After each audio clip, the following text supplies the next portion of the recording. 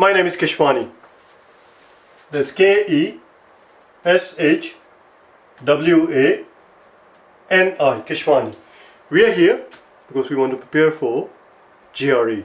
We have been solving GRE math problems out of this book here, the official guide to the revised GRE, the second edition. If you do not own this book already, purchase one immediately. You're going to need it. The problem that we are about to solve is the one that you will find on page number 217. Please turn to it. Page 217, and today is our lesson number 293. This problem that you see on page number 217 is the problems that you see on page 217 are the exact same problems that appeared in the first edition of the revised GRE. We have already solved all the problems from the first edition. We are just redoing them. If you are interested in watching the original solution, you will find the original solution to these problems on day number 92. Let's take a look at the very first one. These are very straightforward, very simple questions. There are 4 of them on the page. The first one simply says 13 out of 20. The question is, if the whole is 20 and the part is 13, what is the percentage? This is a very silly, very simple question. 13 out of 20, of course, is 13 divided by 20. And if you want a percentage, you just have to multiply it by 100. Otherwise, you will end up with a decimal. So that's it. 20 into 20 goes into 105 times, and 13 times 5 is 65%. As I said, they are too silly. Number 2. The second question is, what percent of 150 is 12.9? What percent of 150 is 12.9? And if you have watched my previous problems on percentage, you will know that we use something called percentage dictionary, which goes something like this. Wherever we see the word what, we replace it with the unknown, which is traditionally, convention dictates that we use X for it. That's just a tradition. Is means equal. Of means times or multiply. And finally, let's see, what did I miss? What means a percent? Percent means exactly what it says. Percent literally means per 100 or over 100.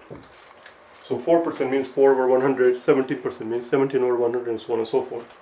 So what is our X? Percent means over 100. Of means times 150. Is equal 12.9. You see how we do it? We translate every word, one word at a time, and that's how we make sure that the equation that we arrive at is the right equation. What is our X? Percent means over 100. Of means times 150, and then is equal sign, and then that's it. So that's it. Now we just have to solve for X. So X equals 12.9 times 100 over 150.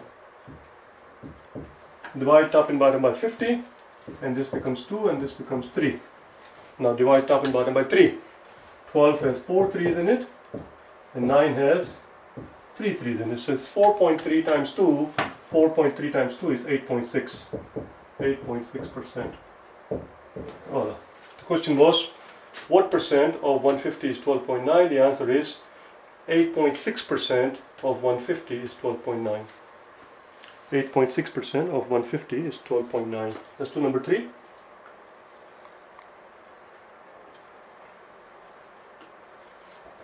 Number 3.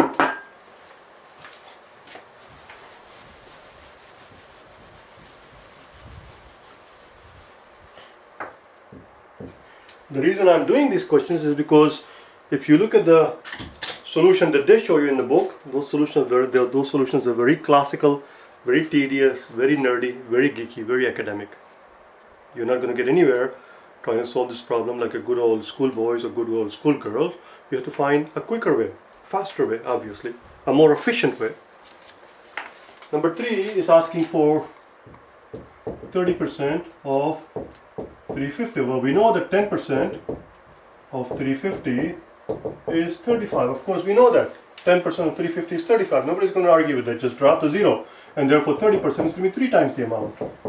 There you go. Therefore 30% is 3 times the amount. So how much is 35 times 3? How the hell do I know? Let's find out. 30 times 3 is 90, and 5 times 3 is 15. That's all.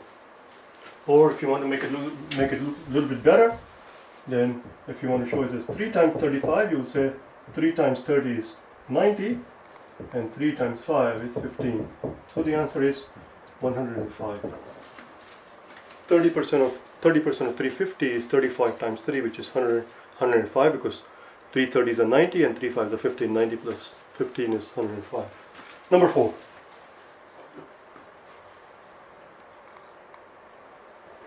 Last one on the page.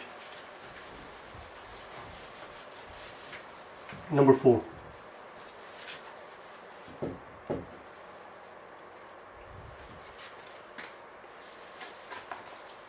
Number 4 is 15 is 60% of what? Again, we're going to translate it word for word. 15 is means equal. 60% means over 100. 60% means over 100. Of means times, and what is our unknown. Don't confuse my times and my x. In the x, I don't lift my hand and multiply is that. So let's multiply, let's cross multiply and so forth, so that we can get the x by itself. So x is going to be 15 times 100 over 60. Divide top and bottom by 20, and then divide top and bottom by 5. That's it. It's 25. Divide top and bottom by 20, so 60 becomes 3, 100 becomes 5, and once you have the 3 here, divide top and bottom by 3, and that 3 drops out, and that 15 becomes 5. So the answer is 25. So what we're claiming is that 15 is 60% of, what we're claiming is that 15 is 60% of 25, which makes perfect sense. If you think about it, it makes perfect sense, because 25 is made up of 5 plus 5 plus 5 plus 5 plus 5.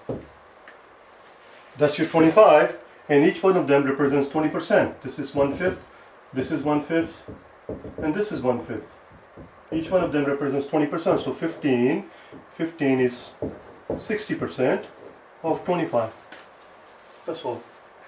That was the end of it. I will see you tomorrow, where we'll continue our journey on and on and on. That was page number 217. Believe it or not, tomorrow we go to page number 218. That's a bit of a shocker. 218. Alright? I'll see you then. Bye now.